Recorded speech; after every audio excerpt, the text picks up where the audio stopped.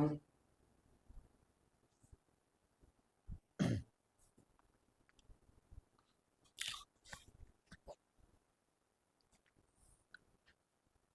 Student. तो आज हम लोग देखने वाले हैं Stokes law and terminal velocity. सबसे पहले बात करेंगे स्टोक्स लॉ।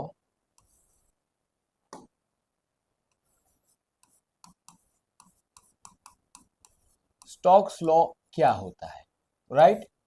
देखिए, यहां पे हमारे पास एक कंटेनर है, कंटेनर के अंदर फ्लूइड है और ये कंटेनर के अंदर ये एक छोटा सा स्फीयर है। तो अगर हमारे पास कोई स्मॉल स्फीयर है जिसकी रेडियस आर हो, जिसकी रेडियस हो आर, उसको हम v वेलोसिटी, जिसकी वेलोसिटी v हो, तो वेलोसिटी हो v,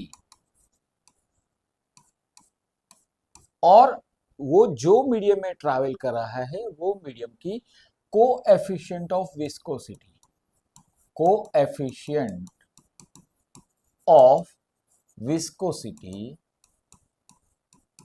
अगर ईटा हो, तो ये ऑब्जेक्ट के ऊपर एक रेजिस्टिव फोर्स लगता है जिसको हम विस्कस फोर्स बोलते हैं, और वो विस्कस फोर्स की वैल्यू है F V is equal to 6 pi eta r into V, right? इसको हम बोलते हैं स्टोक्स लॉ। चलिए जानते हैं कि यहां पे सारे टर्म क्या है। यहां पे एफ वी को हम बोलेंगे viscous force, 6 constant, pi constant, eta को हम बोलेंगे कोएफिशिएंट ऑफ विस्कोसिटी, आर को बोलेंगे हम रेडियस और वी को बोलेंगे हम वेलोसिटी।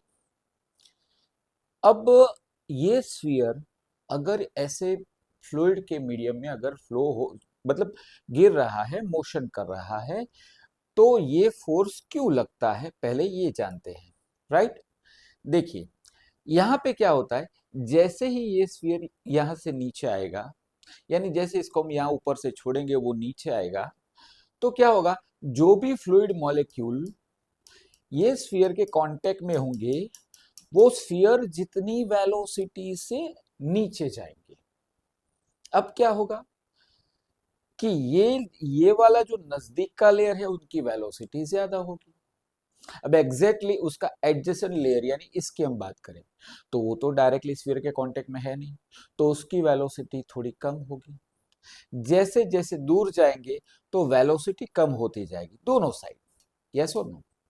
अब मान के चलिए कि देखिए, एक लेयर जो है वो लेयर की कुछ वेलोसिटी है, वो लेयर जो है उसमें मॉलिक्यूल्स नीचे आ रहे हैं, बाजू वाले लेयर की वेलोसिटी वो है थोड़ी कम है, राइट? तो because of the different velocity दो लेयर के बीच में कुछ रेजिस्टिव फोर्स लगेगा, तो वो रेजिस्टिव फोर्स को हम बोलते हैं विस्कस फोर्स। तो स्टोक ने ऐसा बोला कि आर रेडियस हो, वी वेलोसिटी हो, अगर स्फीयर की रेडियस आर हो, स्फीयर की वेलोसिटी वी हो, और वो ईटा जितने कोएफिशिएंट ऑफ विस्कोसिटी वाले मीडियम में अगर वो मूव कर रहा है, तो उसके ऊपर जो विस्कस फोर्स लगता है वो है F V 6 pi eta r into we.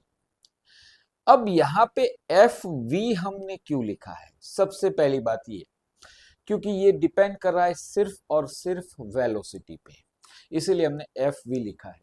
क्योंकि यहाँ पे देखिए, आर जो है इट इज अ रेडियस, तो रेडियस कांस्टेंट होगी क्योंकि ये सॉलिड स्फीयर है। दूसरा, कोफिशिएंट ऑफ विस्कोसिटी, तो यानी यहाँ पे कोफिशिएंट ऑफ विस्कोसिटी डिपेंड करती है टेम्परेचर पे, तो यहाँ पे टेम्परेचर भी कांस्टेंट है। तो ये जो फोर्स होगा ये डिपेंड करेगा डायरेक्टली किसके ऊपर? वेलोसिटी के ऊपर, इसीलिए हमने एफ वी ऐसा लिखा है। अब देखिए, ये रेजिस्टिव फोर्स है, तो रेजिस्टिव फोर्स की कुछ डायरेक्शन होती है। Force is a vector quantity, तो कुछ ना कुछ तो डायरेक्शन होगी। तो रेजिस्टिव फोर्स है तो इसकी डायरेक्शन होगी मोशन के ऑपोजिट।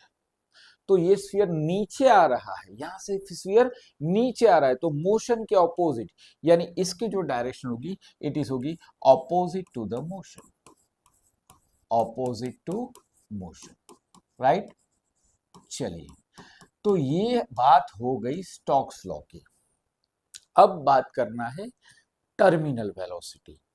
तो बेटा टर्मिनल वेलोसिटी क्या है वो जानने से पहले हम यहां पे देखेंगे कि ये स्फीयर अभी जस्ट इसने मोशन स्टार्ट की, धीरे धीरे उसकी वेलोसिटी बढ़ेगी और जब ये यहां पे पहुंचेगा तो उसकी वेलोसिटी मैक्सिमम और कांस्टेंट होगी, वो मैक्सिमम और कांस्टेंट वेलोसिटी जिसको हम टर्मिनल वेलोसिटी बोलेंगे। अब वो क्यों मैक्सिमम होगी, क्यों कांस्टेंट होगी, उसके लिए आपको ये पूरा वीडियो देखना पड़ेगा, राइट। चलिए देखते हैं शुरुआत के समय में, यानी ये पॉइंट के पास इनिशियली कितने फोर्स लगते हैं पहले ये देखते हैं। सबसे पहले ये जो स्फीयर है उसका वेट यहां पे लगेगा, तो वेट को हम बोलेंगे mg, F1 is equal to mg। और हमेशा जो वेट होता है वो वर्टिकली डाउनवर्ड डायरेक्शन में होता है, तो सबसे पहला फोर्स होगा F1 is equal to mg। तो उसमें ये जो फोर्स है it is called wait of the object, it is because of the weight of object, right.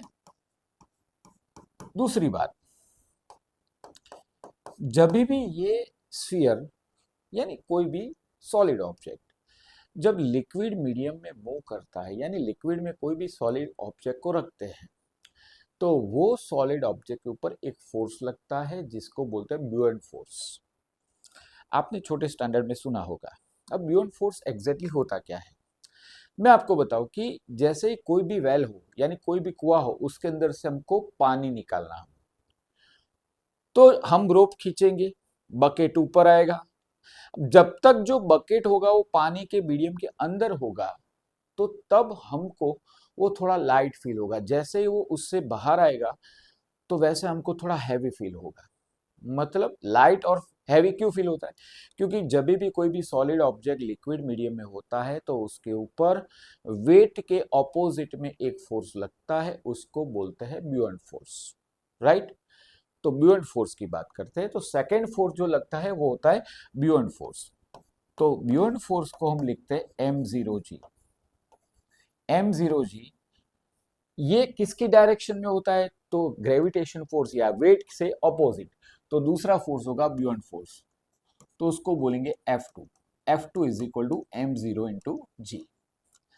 अब ये m0g क्या है, m0g is the weight of the liquid displaced by the object।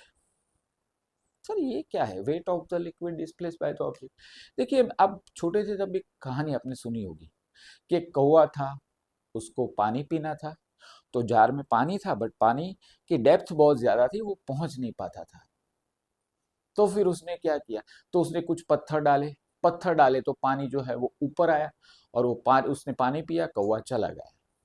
अब ये स्टोरी में क्या होता है, पत्थर मतलब कि ऑब्जेक्ट, सॉलिड ऑब्जेक्ट को जब हम लिक्विड के अंदर डालते हैं तो वो अपनी जगह बनाता है, यानी अपनी जगह बनाता है। कैसे बनाएगा, वहां पे पहले लिक्विड था, वहां पे हमने सॉलिड डाला, तो सॉलिड ने क्या किया, लिक्विड को डिस्प्लेस किया, यस और नो। तो ये m0g को हम बोलेंगे wait of the liquid, weight of liquid displaced by the object, displaced by object, by object, right। मतलब कि यहाँ पे m0 जो है वो लिक्विड का मास है या फ्लूइड का मास है, कितने फ्लूइड का मास है, तो जो भी स्फीयर ने फ्लूइड को डिस्प्लेस किया होगा उसका मास है, राइट। देखिए अब F1 इसकी जो डायरेक्शन है वो कौन सी डायरेक्शन होगी, ग्रेविटेशनल फोर्स से ऑपोजिट, तो ग्रेविटेशन या वेट से ऑपोजिट यानी ये ऊपर, यानी ब्यूएंट फोर्स हमेशा वेट से ऑपोजिट लगता है। अब देखिए क्या हम ये फोर्स लगा सकते हैं यहां पे, देखिए मैं अभी इनिशियल स्टेज की बात कर रहा हूं, अभी जस्ट मोशन स्टार्ट करने वाला है ऑब्जेक्ट।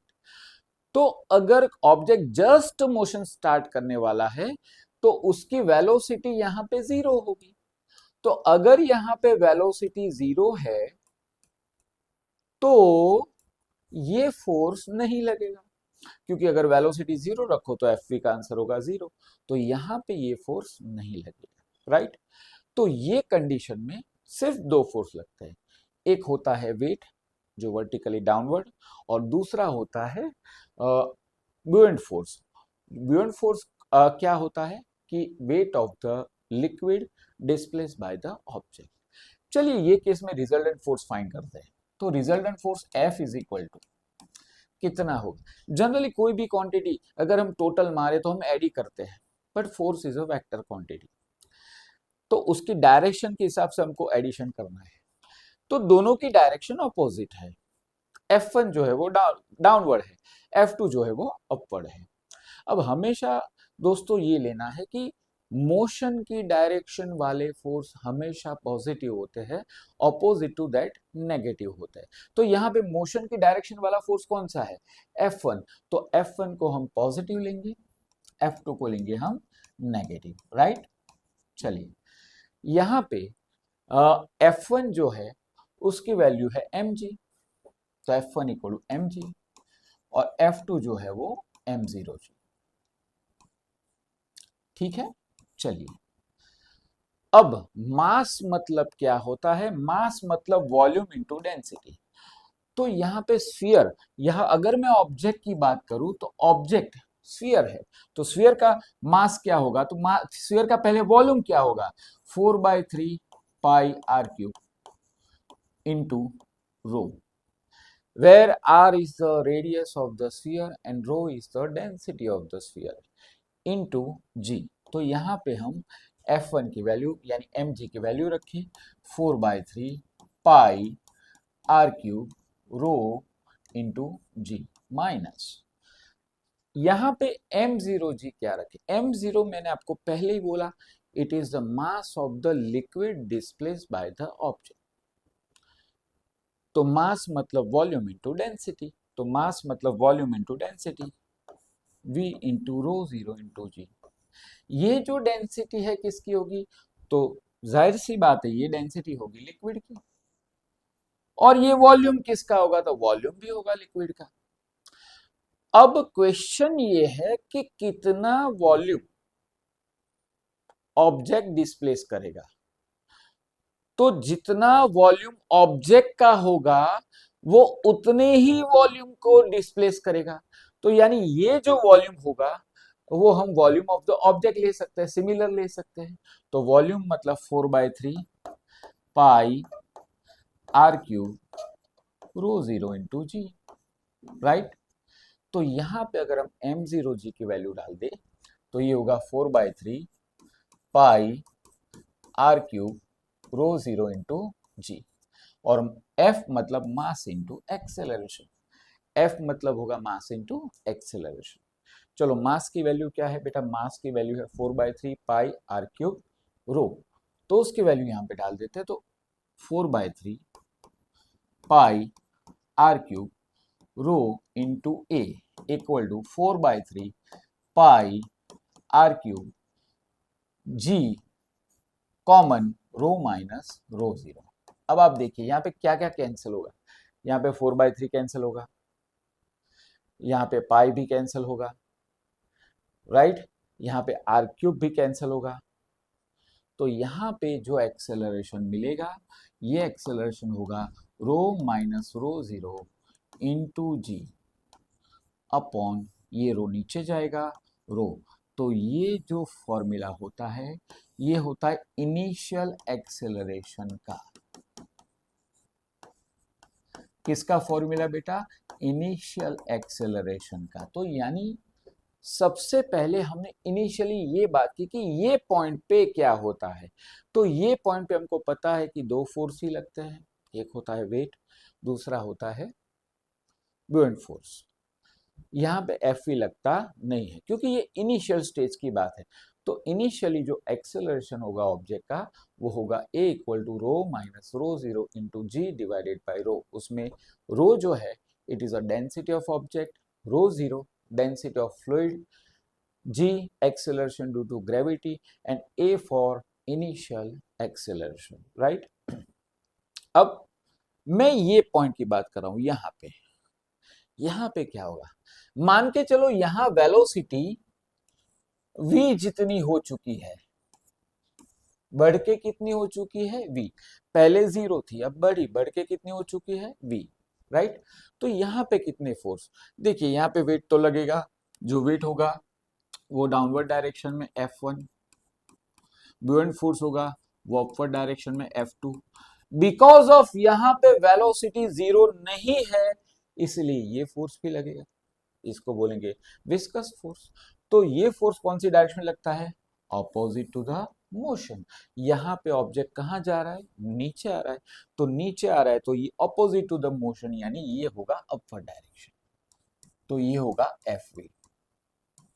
यानी अगर ये कंडीशन की बात करें तो यहां पे टोटल 3 फोर्स लग रहा है। सबसे पहला फोर्स वेट, दूसरा जो डाउनवर्ड डायरेक्शन में, दूसरा ब्यूएंट फोर्स जो अपवर्ड डायरेक्शन, और तीसरा viscous force which is opposite to the motion, मतलब अपवर्ड डायरेक्शन क्योंकि मोशन डाउनवर्ड में हो रही है, राइट। तो अब जो रिजल्टेंट फोर्स होगा वो कितना होगा, तो जो फोर्स होगा F इज इक्वल टू होगा F1 minus F2 minus Fv, क्योंकि मैंने आपको बोला है कि जो मोशन की डायरेक्शन वाले force positive, opposite to that negative. तो मोशन की डायरेक्शन में कौन सा फोर्स है, मोशन डाउनवर्ड है तो फोर्स है यहाँ पे F1 जो कि पॉजिटिव, और ये दोनों फोर्स जो होंगे F2 और Fv क्या होंगे, नेगेटिव, राइट। चलिए हम यहाँ पे F1, F2 और Fv की वैल्यू डाल देते हैं। हमें पता है F1 मतलब mg, F2 मतलब ब्यूएंट फोर्स m0g एंड Fv मतलब 6 पाई ईटा rv, राइट। चलिए अब मास मतलब वॉल्यूम इंटू डेंसिटी, तो 4/3 pi r cube volume object का, उसकी डेंसिटी जो है वो rho into g, m0 4/3 pi r cube, density of liquid होगी rho 0 into g minus 6 pi eta r into we. अब यहाँ पे ये दो टर्म में 4/3 कॉमन, देखिए pi pi common, r cube common, g common, बचेगा rho minus rho 0 minus 6 pi eta r into v. देखिए स्टूडेंट, ये फॉर्मूला में ऑब्जेक्ट नीचे आ रहा है, यहाँ ऑब्जेक्ट फिगर में नीचे आ रहा है। देखिए पहले उसकी वेलोसिटी क्या थी, 0, अब उसकी वेलोसिटी 0 नहीं है, कुछ है, मतलब वेलोसिटी बढ़ती है, तो जैसे जैसे ऑब्जेक्ट नीचे आएगा वैसे वैसे उसकी वेलोसिटी बढ़ेगी। तो ये टर्म पे क्या इफेक्ट होगी देखते हैं। अगर वेलोसिटी बढ़ेगी यानी v इंक्रीजेस,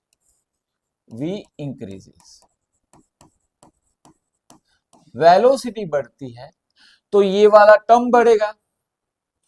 अब ये वाला टर्म प्लस में है या माइनस में, आंसर है सर माइनस में है, तो जो रिजल्टेंट फोर्स होगा वो डिक्रीज होगा। समझे कि नहीं समझे, मैं क्या बता रहा हूं आपको कि अगर ऑब्जेक्ट नीचे आता है तो वेलोसिटी बढ़ती है, वेलोसिटी बढ़ती है तो ये वाला टर्म बढ़ेगा, ये वाला टर्म एक्चुअली माइनस में है, तो अगर हम रिजल्टेंट फोर्स कैलकुलेट करें तो ये माइनस वाला टर्म बढ़ेगा तो ये रिजल्टेंट फोर्स जो होगा वो डिक्रीज होगा, तो रिजल्टेंट फोर्स जो है वो डिक्रीज हो जाएगा।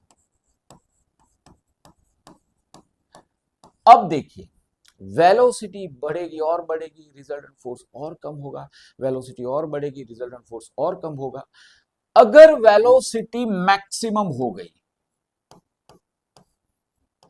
कैसी हो गई भाई, मैक्सिमम, तो अगर वेलोसिटी मैक्सिमम हो गई तो यहां पे फोर्स घट के 0 हो जाएगा, कम होके क्या हो जाएगा, 0 हो जाएगा। देखो यहां पे वो सिचुएशन में बता रहा हूं, यहां पे वेलोसिटी हो गई मैक्सिमम vt, तो ये कंडीशन में रिजल्टेंट फोर्स जो होगा वो 0 हो जाएगा।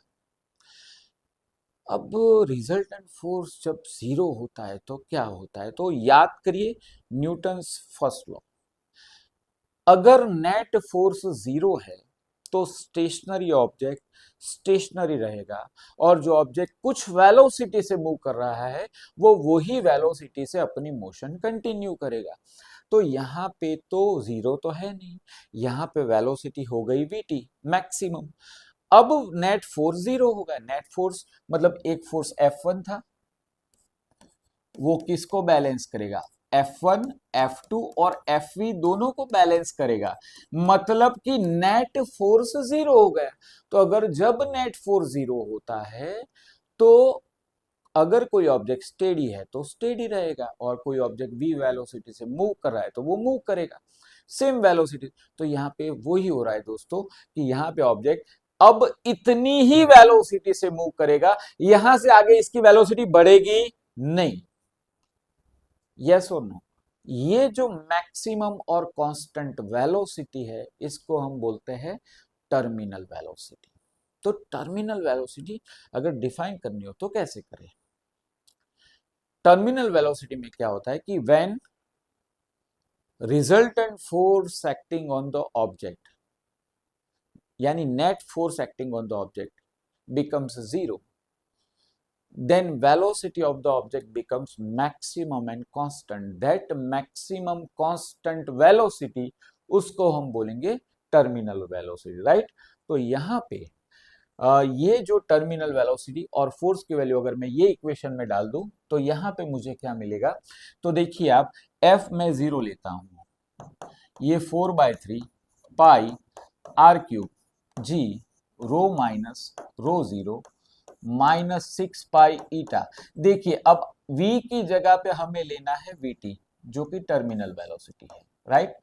इसको ये साइड ले जाते हैं तो 6 pi eta r v t is equal to 4/3 pi r cube into g into rho minus rho zero. देखिए यहाँ पे क्या कट होगा, यहाँ पे कट होगा, एक पाई कट हो जाएगा, यहाँ पे एक आर भी कट हो जाएगा, मतलब यहाँ पे रहेगा आर स्क्वायर, यहाँ पे 2 2 जा 4 2 3 जा 6। तो फाइनली अगर हम vt को सब्जेक्ट बना ले तो vt इज इक्वल टू 2/3 3 जा 9 r square g upon eta rho minus rho zero. तो ये जो फॉर्मूला होगा वो होगा टर्मिनल वेलोसिटी का फॉर्मूला। तो टर्मिनल वेलोसिटी में r जो है वो रेडियस है, eta coefficient of viscosity of medium, g acceleration due to gravity, rho is the density of object, rho zero is the density of liquid, and vt is the terminal velocity.